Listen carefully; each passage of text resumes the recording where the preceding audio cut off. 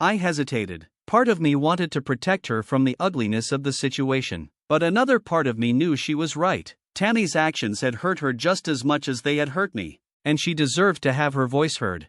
Okay, I said finally, but we need to stay calm. No yelling, no doing, just the facts. Robin nodded. Deal.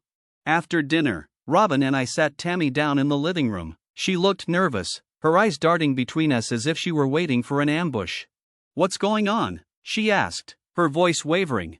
We need to talk, I said firmly, all three of us. Tammy's hands fidgeted in her lap, and she gave a small nod. Okay. I started with a deep breath, keeping my tone as steady as I could. Tammy, I need to know the truth, all of it. No more lies, no more half-truths, just the truth.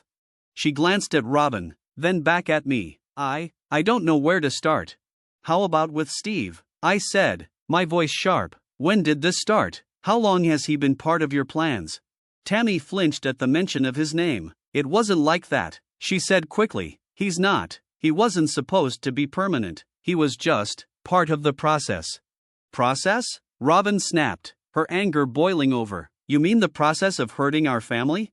Tammy's face crumpled, and she reached for Robin's hand, but Robin pulled away. I never wanted to hurt you, Tammy said desperately. Either of you. I thought it would make things better.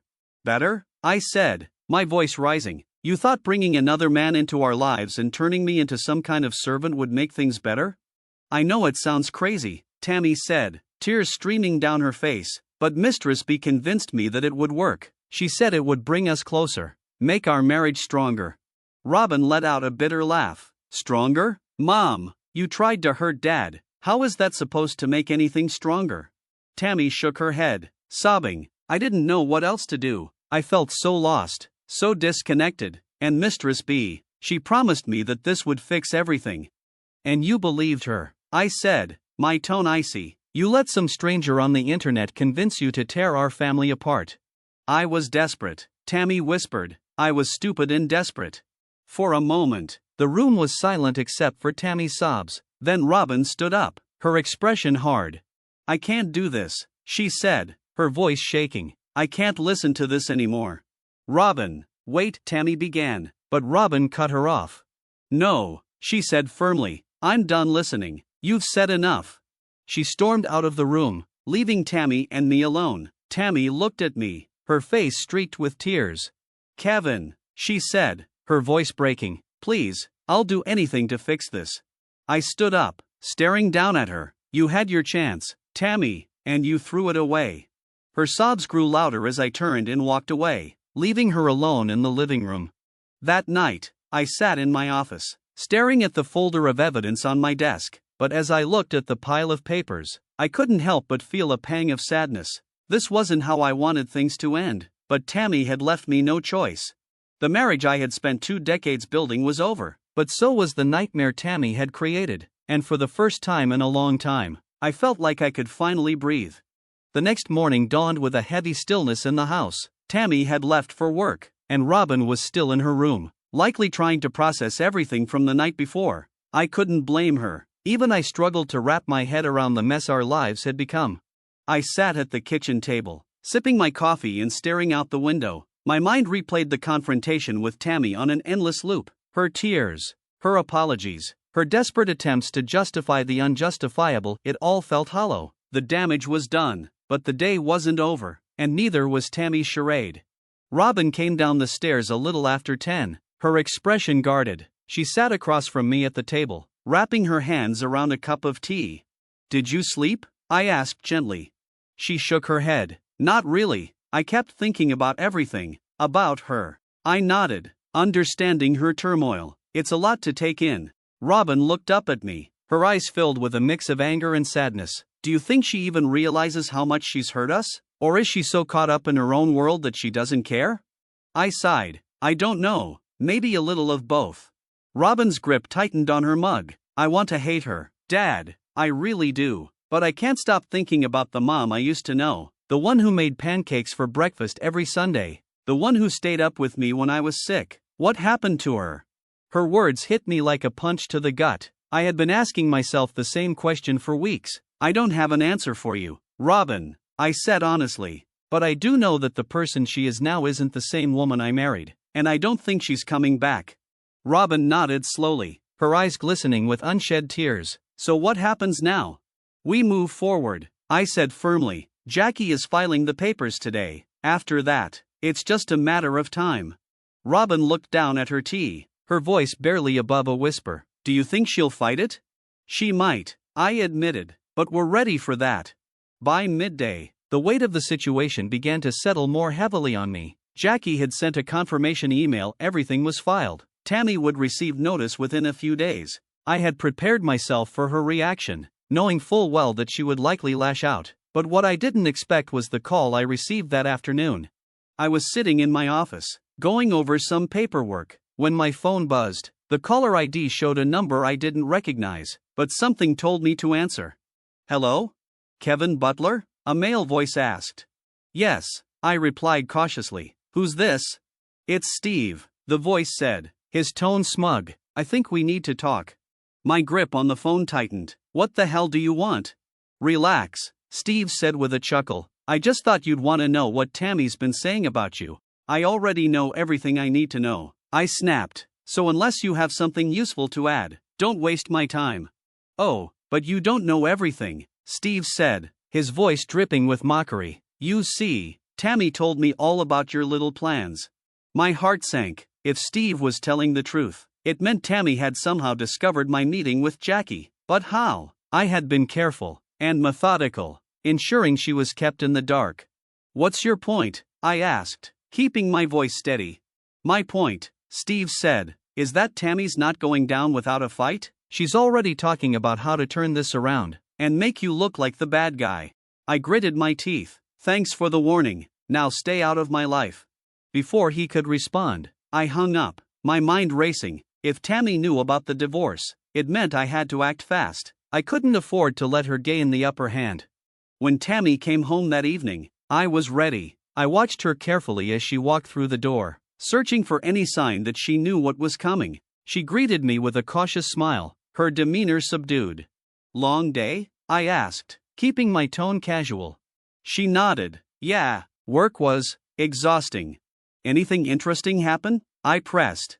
She hesitated for a moment, then shook her head. No, not really. Her answer didn't convince me, but I decided to let it go for now. Instead, I waited until after dinner to make my move. Once Robin had gone upstairs, I sat Tammy down in the living room. There's something we need to talk about, I said. Her eyes flickered with fear. What is it?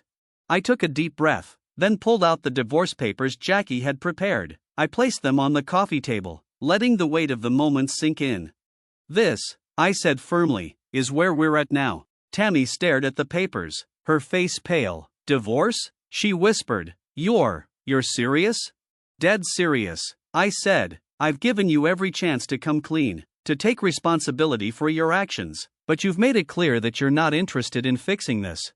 Her eyes filled with tears, and she reached for the papers with trembling hands. Kevin, please, we can work through this. We can go to counseling. No, I interrupted, my voice firm. We're past that. Tammy, this isn't something counseling can fix. You broke our trust, our marriage, and now you're facing the consequences. She broke down, sobbing into her hands, but I didn't falter. I had spent too long bending to her will, putting her needs above my own. It was time for me to stand up for myself. As Tammy cried, I stood and walked toward the door. I'll be in the office, I said over my shoulder. You take some time to read through the papers. I closed the door behind me, leaning against it for a moment as the weight of the evening settled over me. This was the hardest decision I had ever made, but I knew it was the right one. Episode 4, The Fallout of Betrayal. The morning after Tammy received the divorce papers, the house was enveloped in a suffocating silence. The kind of silence that wasn't born out of peace but tension so thick you could feel it in the air. I had slept in the guest room again, though slept was a generous term for the restless tossing and turning that consumed my night. Tammy hadn't said much since the confrontation, but I could feel her presence in the house like a storm brewing just beyond the horizon. By the time I made my way to the kitchen, she was already there, sitting at the table with a mug of coffee clutched in her hands. Her hair was unkempt, and the dark circles under her eyes told me she hadn't slept much either. On the table in front of her were the divorce papers I had handed her the night before, now covered in what looked like hastily scribbled notes. "Kevin," she began softly as I walked in, "we need to talk." I poured myself a cup of coffee, not responding immediately. Instead, I took my time, leaning against the counter and watching her carefully. She looked fragile, her usual air of control completely gone, but I knew better than to let my guard down. "What is there to talk about, Tammy?" I finally asked, my tone cold but steady. She gestured to the papers on the table. "This, us, everything." Her voice cracked, and she looked down at her mug. "I know I've made mistakes, but divorce? Do you really think it has to come to this?"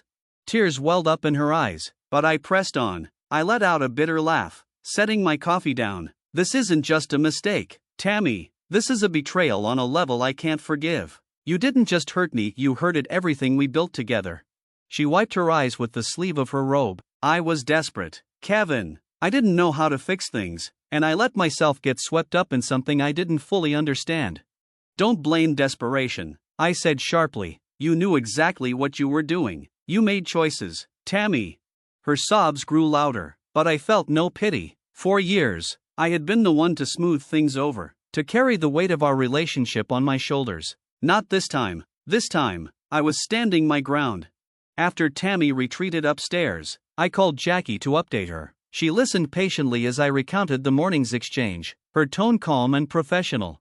"This is exactly why we filed the papers when we did," she said. "Tammy's reaction shows that she's feeling cornered, which means she's likely to start making emotional decisions. That works in our favor." "I'm not interested in playing games," I said, rubbing my temples. "I just want this to be over."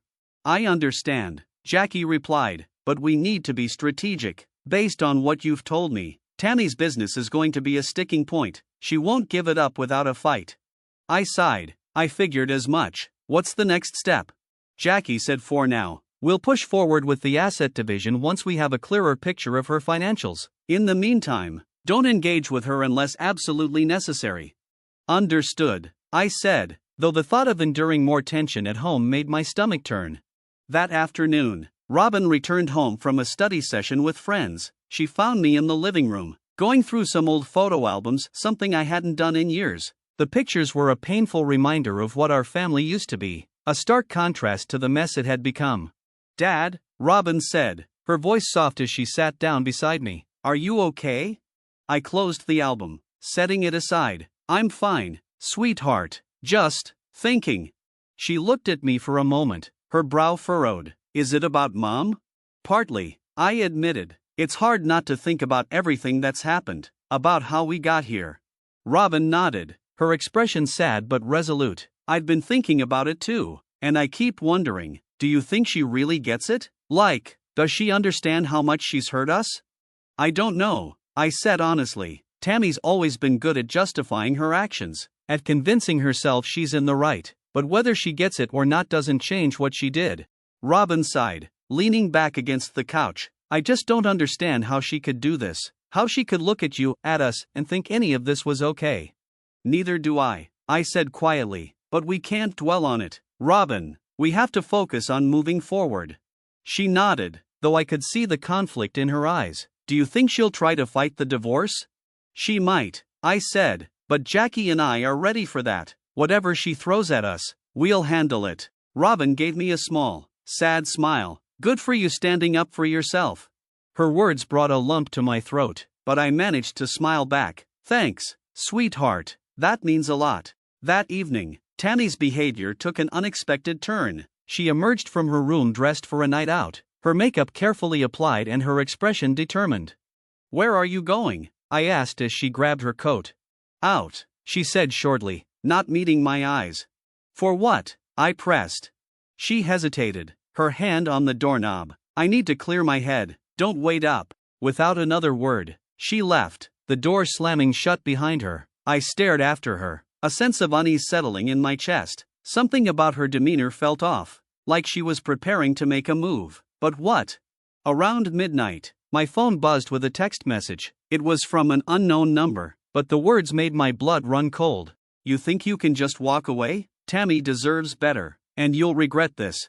There was no doubt in my mind that it was from Steve. The smug tone, The thinly veiled threat, it was exactly the kind of message I'd expect from him. I took a screenshot and forwarded it to Jackie immediately. More evidence, I wrote. Let me know how we can use this.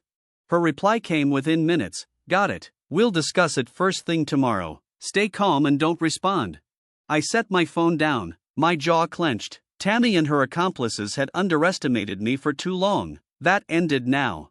The morning after receiving that message, I was more determined than ever. Tammy's actions had already shattered my trust, but this in my life felt like a line that couldn't be ignored. As much as I wanted to confront him directly, Jackie's advice echoed in my mind. Stay calm. Let the evidence speak for itself.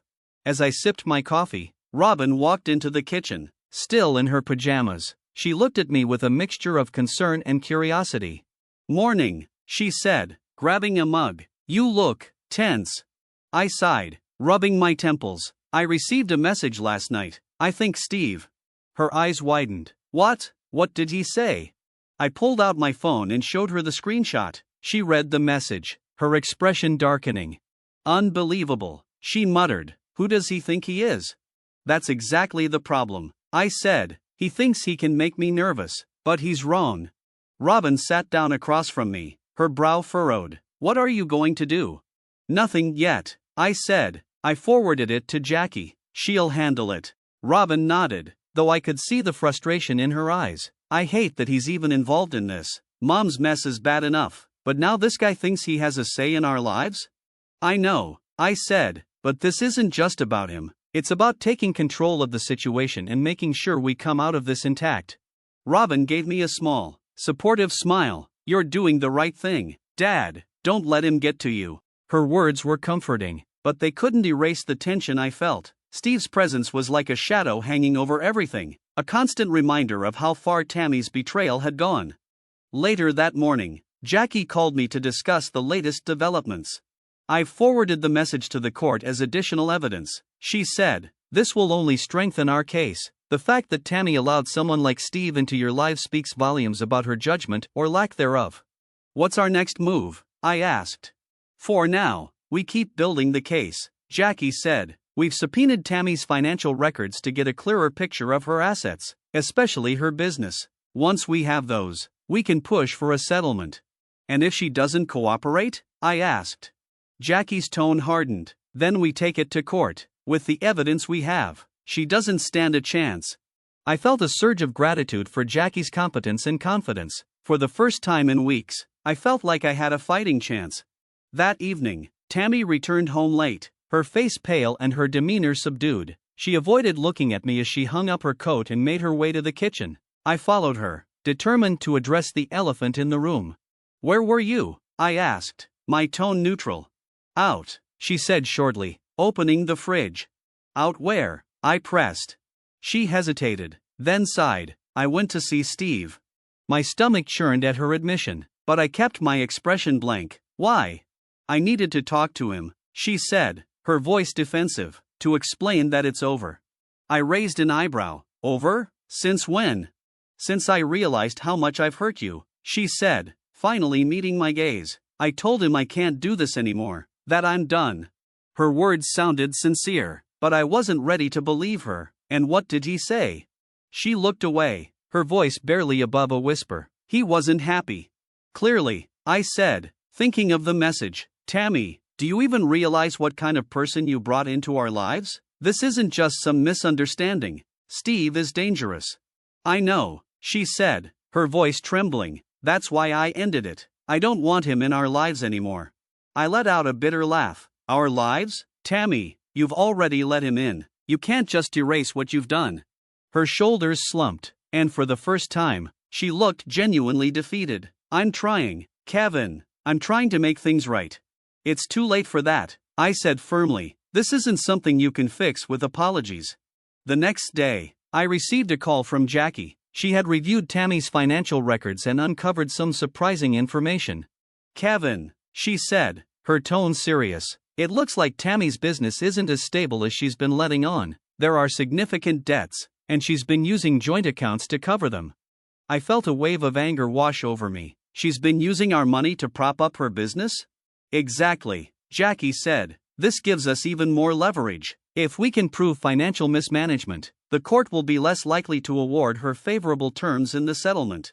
I took a deep breath, trying to process the information. Tammy's betrayal wasn't just emotional, it was financial. She had been draining our resources to cover her mistakes.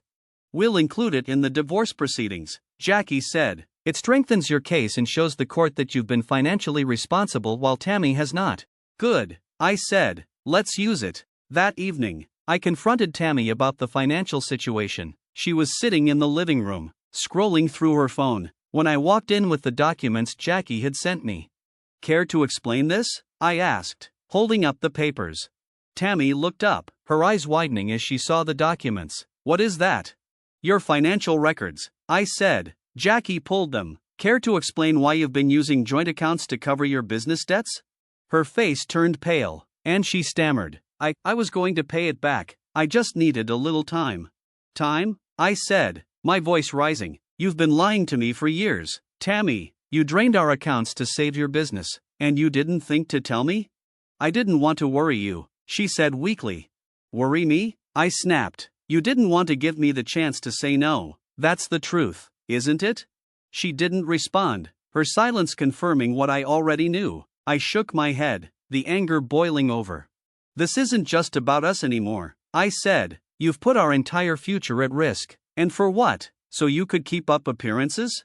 Tears filled her eyes, but I didn't let her emotion sway me. I'm done, Tammy, I said. Done with the lies, the manipulation, all of it. She looked at me, her face crumpling with despair. Kevin, please. No, I said firmly. The fallout from my confrontation with Tammy over the financial records lingered like a storm cloud over the house. Her silence the next morning was deafening, and I could see the weight of her guilt etched across her face. But guilt wasn't enough to erase the damage she had done, and it certainly wasn't enough to rebuild the trust she had shattered. Around midday, I received a call from Jackie. Her voice was brisk and focused, a welcome contrast to the emotional chaos at home. Kevin, I have some good news, she began. The court has granted a temporary freeze on all joint accounts until the divorce proceedings are finalized. Tammy won't be able to move or hide any assets. Relief washed over me. That's great news. We're still waiting on a full financial disclosure, Jackie said, but based on the preliminary records, it's clear that she's been using personal and joint funds to cover business expenses. That won't look good for her in court. Good, I said. She needs to be held accountable. Jackie paused for a moment before continuing. Kevin, I want you to be prepared. Tammy might escalate things now that her access to funds is restricted. She could lash out emotionally or try to sway public opinion in her favor. Stay focused and let me handle the legal side. I will, I assured her. Thanks, Jackie.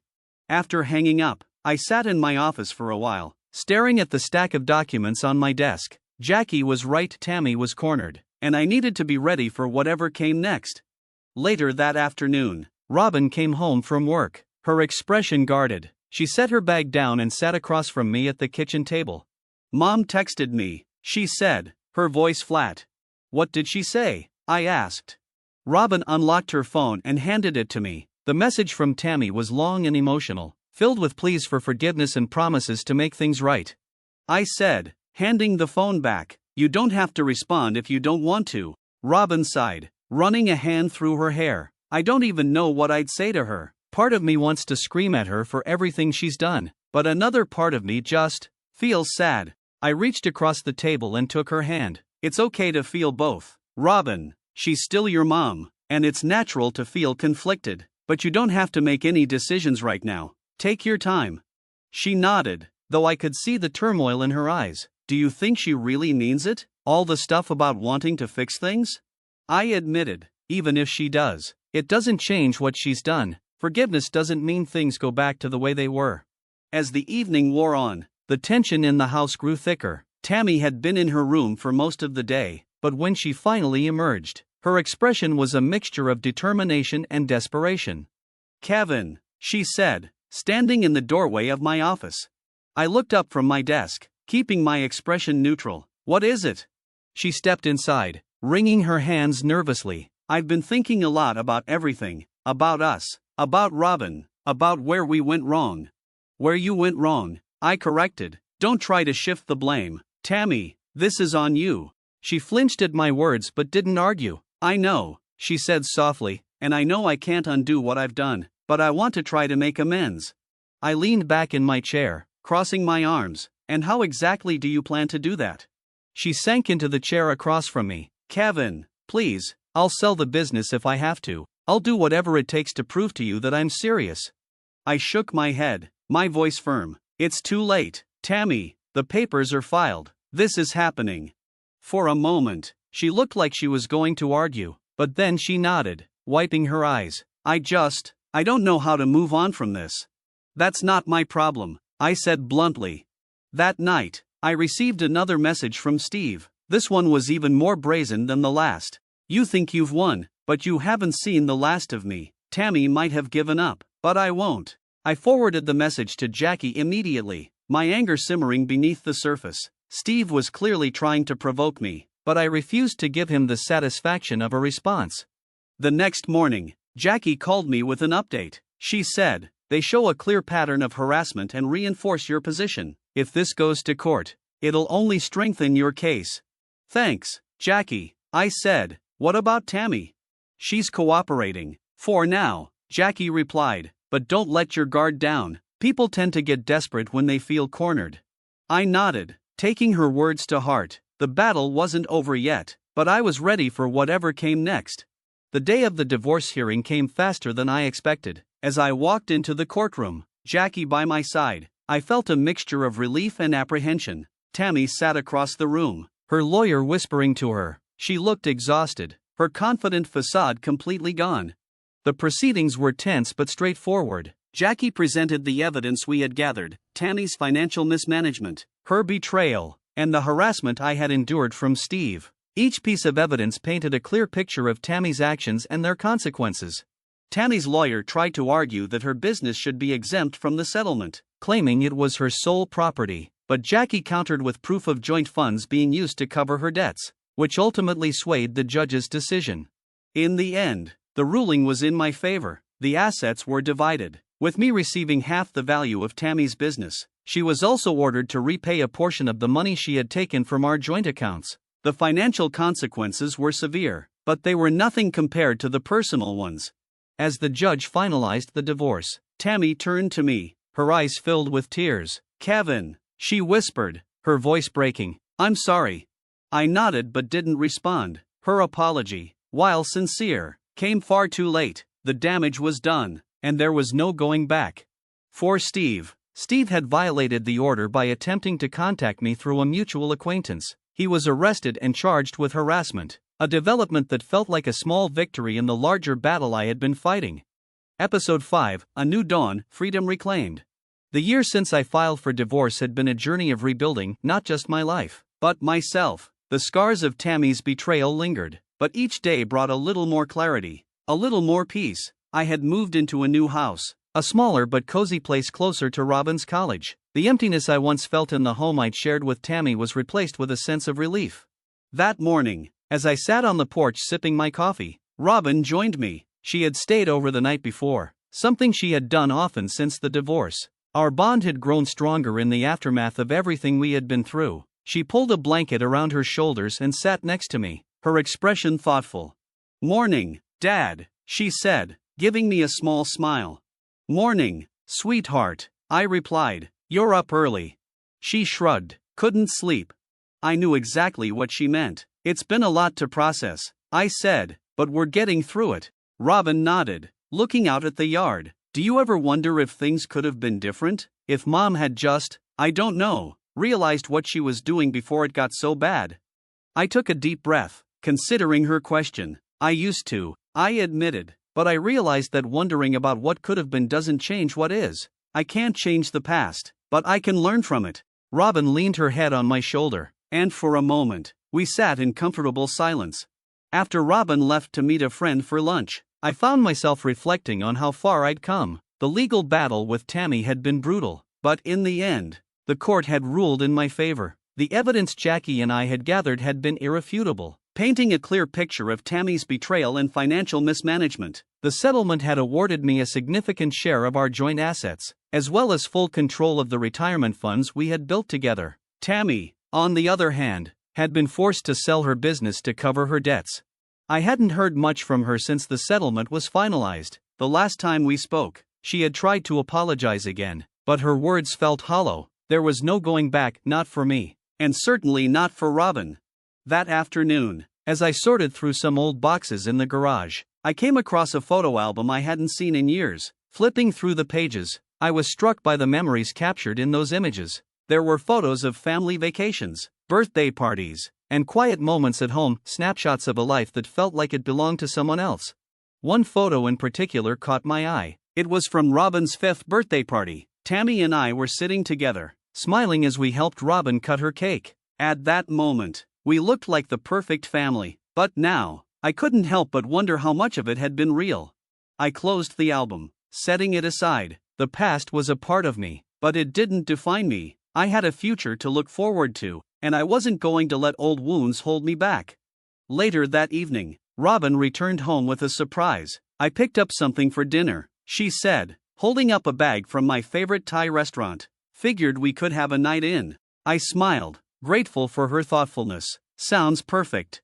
As we sat at the table, enjoying our meal, Robin brought up something that caught me off guard. Mom emailed me, she said, her tone cautious. I set down my fork, my expression serious. What did she say? Robin hesitated, then pulled out her phone. She said she's been thinking a lot about everything and that she wants to meet. She says she's sorry for what happened and wants to try to fix things. My stomach tightened at her words. Tammy's attempts to reconcile had become less frequent over the past year, but they still surfaced from time to time. What do you think? I asked carefully. Robin shrugged, her expression conflicted. I don't know. Part of me wants to hear her out, but another part of me feels like it's just more of the same, like she's only reaching out because she doesn't have anyone else. I nodded, understanding her hesitation. It's your decision, Robin. You're an adult now, and you have the right to set boundaries that protect your peace. If you want to meet with her, I'll support you, but if you don't, that's okay too. She gave me a small smile. Thanks, Dad. I'll think about it. That night, as I sat in my office, I couldn't stop thinking about Tammy's email. Her attempts to reach out felt like a cycle I had seen before. I didn't doubt that she felt some remorse for what she had done, but remorse wasn't enough to undo the damage. I opened my laptop and began writing in my journal, something I had started doing as a way to process my thoughts and emotions. As I typed, I reflected on the lessons I had learned over the past year. The next morning, Robin came downstairs with a decision. I'm going to meet her, she said, her voice steady. I need closure. I nodded, respecting her choice. Do you want me to come with you? She shook her head. No, I think I need to do this on my own, but thanks. I hugged her, my heart swelling with pride. You're stronger than you know, Robin. She smiled, and for the first time in a long time, I saw a glimmer of hope in her eyes. The day of Robin's meeting with Tammy arrived with a mixture of nervous energy and quiet anticipation. While I supported her decision, the weight of what it represented, confronting the past, seeking closure, was heavy. Robin moved around the house with purposeful calm, but I could see the anxiety in her eyes as she packed her bag and grabbed her keys. I respect her resolve. If at any point it feels wrong, you can walk away. You don't owe her anything. Robin gave me a small, grateful smile. Thanks, I'll text you when it's over. As she drove away, I stood in the doorway, watching her car disappear down the street. A part of me wanted to follow her, to make sure Tammy didn't manipulate her again, but I knew I had to trust Robin to handle this on her own. The hours dragged by painfully slowly. I tried to distract myself, cleaning the garage, organizing old paperwork, even attempting to read a book, but my thoughts kept circling back to the meeting. What would Tammy say? Would she take responsibility, or would she fall back on excuses and guilt trips? And, more importantly, how would Robin handle it? When my phone buzzed just after 4 p.m., I nearly dropped the wrench I was holding. It was a text from Robin. I'm heading home. The cryptic nature of the message did little to ease my anxiety. By the time she walked through the door, I was practically pacing in the living room. She set her bag down and sank into the couch with a heavy sigh. How did it go? I asked carefully, sitting across from her. Robin leaned her head back, staring at the ceiling. It was a lot, she said finally. She apologized, over and over again. She said she's been in therapy and that she's working on herself. I nodded, my jaw tightening. That sounds about good. I calm. What did you say? She said to Tammy, you were honest. Robin, that's all you can do. I nodded. I just wish things could have been good. So do I, she said quietly. All we can do is move forward. Over the next few weeks, life began to take on a sense of normalcy again. Robin threw herself into her studies, and I started exploring new hobbies, things I had always wanted to do but never made time for. I joined a local hiking group, started cooking more elaborate meals, and even took up photography, something I had dabbled in years ago but had set aside during the chaos of my marriage. One weekend, Robin and I decided to take a trip to a nearby national park. It was a chance to reconnect and enjoy the outdoors, away from the memories and reminders of everything we had been through. As we hiked along the trails, the crisp air and stunning views seemed to wash away the lingering tension. This feels good, Robin said, pausing to take in the view from a rocky overlook, like we're finally moving forward. It does, I agreed. We've come a long way. Robin turned to me, her expression thoughtful. Do you ever think about forgiving her? Mom, I mean. The question caught me off guard. I took a deep breath, considering my response. I think forgiveness is more about letting go of the anger than excusing what someone did. I'm not there yet, but maybe someday. Robin nodded, seeming to process my words. I'm not sure if I'll ever get there. And that's okay, I said. Forgiveness is your choice, not something you owe her or anyone else. She smiled, a hint of relief in her expression. Thanks, Dad. A few days after our trip, I received an unexpected call from Tammy. Her voice was tentative, almost apologetic. Kevin, she began, I just wanted to thank you. For what? I asked, my tone cautious. For letting Robin meet with me, she said. It meant a lot to see her, to have a chance to apologize. That was her decision, I said evenly, and it wasn't about you, it was about her finding closure. Tammy was silent for a moment before continuing. I know, and I don't expect anything from you or Robin. I wanted to say I'm sorry, for everything. Her words hung in the air, and for a moment, I didn't know how to respond. Finally, I said, I hope you mean that, Tammy, she said softly. Goodbye, Kevin. As I hung up, I felt a strange mixture of emotions, relief, sadness, and a flicker of hope that Tammy was finally beginning to understand the consequences of her actions. That evening, Robin and I had dinner together, something we had made a weekly tradition. As we laughed and talked over plates of homemade pasta, I couldn't help but feel a sense of peace. The pain of the past hadn't disappeared, but it no longer defined us. We were moving forward, step by step, building something new. The days of uncertainty and heartache were now firmly behind us, replaced by a future that Robin and I were shaping together. Our relationship as father and daughter had grown deeper than I could have imagined, and together, we were moving forward. It was a crisp Saturday morning when Robin and I decided to tackle a long overdue project, turning the guest room into her personal study space. She was spending more time at home between her internships and finalizing her plans for graduate school, and we wanted her to have a place that felt truly hers. As we emptied the room of old furniture and boxes, Robin found a stack of my old photography books. She held one up, flipping through the pages with a curious smile. Did you ever think you'd get back into this? She asked, showing me a spread of black and white landscapes. I chuckled, wiping sweat from my brow. Honestly? No. For years, I didn't even pick up a camera. It felt pointless. And now, she pressed, setting the book aside. Now, it feels like a part of me again, I said. It's funny how something you love can come back to you when you least expect it. Robin nodded, her expression thoughtful. I think it's cool that you've been putting yourself out there. The exhibit was amazing. Dad, you should be proud. I am, I admitted, smiling at her encouragement. And I'm proud of you too. You know, watching you grow into who you are now, it's been the best part of this whole journey. Her cheeks flushed with a mix of pride. Thanks, Dad. I feel like I'm finally figuring things out. As we worked through the rest of the day, the room began to take shape. Robin chose a calming blue paint for the walls and hung framed prints of her favorite places, photos we had taken together on our hikes. By the time we finished, the space felt warm and inviting, a reflection of her personality. This is perfect, she said, standing in the center of the room and taking it all in. Thank you for helping me with this. Of course, I said, draping an arm around her shoulders. You deserve it. That evening, we ordered takeout and sat on the porch, enjoying the cool breeze and the quiet of the neighborhood. Robin had brought out her laptop, eager to show me some of the graduate programs she was considering. "I've narrowed it down to 3, she said, scrolling through the websites. "This one's in Chicago, this one's in Boston, and this one's in Seattle." "Big cities," I said, raising an eyebrow. "You ready for that kind of change?" She grinned. "I think so. It'll be scary, but exciting too. I want to push myself, you know?" "I get it," I said, nodding, "and I think you'll thrive, no matter where you go." Robin leaned back in her chair, her expression contemplative. "It's weird to think about leaving home again, after everything. This place has become my anchor."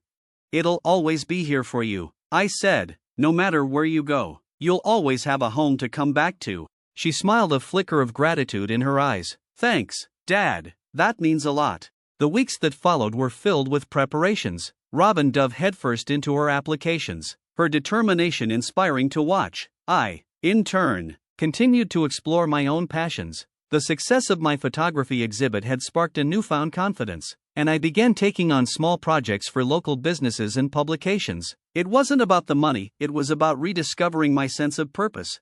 One weekend, I joined a group of fellow photographers for a workshop in the mountains. It was an intense but rewarding experience, pushing me to experiment with new techniques and perspectives. By the end of the weekend, I felt a renewed sense of creativity and a deeper connection to my craft. When I returned home, Robin was waiting for me with exciting news. "I got an interview for the program in Seattle," she exclaimed, practically bouncing on her feet. "That's amazing," I said, pulling her into a hug. "When is it?" "Next month," she said, her excitement tempered with a hint of nerves. "I'll need to prep like crazy, but I think I can do it." "You can absolutely do it," I said, my confidence in her unwavering. "And if you need help practicing, I'm your guy." Robin laughed, her anxiety easing. "Thanks, Dad, I might take you up on that." As the interview date approached, our house buzzed with energy. Robin spent hours researching the program, rehearsing her answers, and refining her portfolio. I played the role of supportive coach, quizzing her on potential questions and offering feedback. "You've got this," I said the night before her flight. Robin smiled, though I could see the nervousness in her eyes. I want this so much," I said, "because you've worked for it, and you're ready."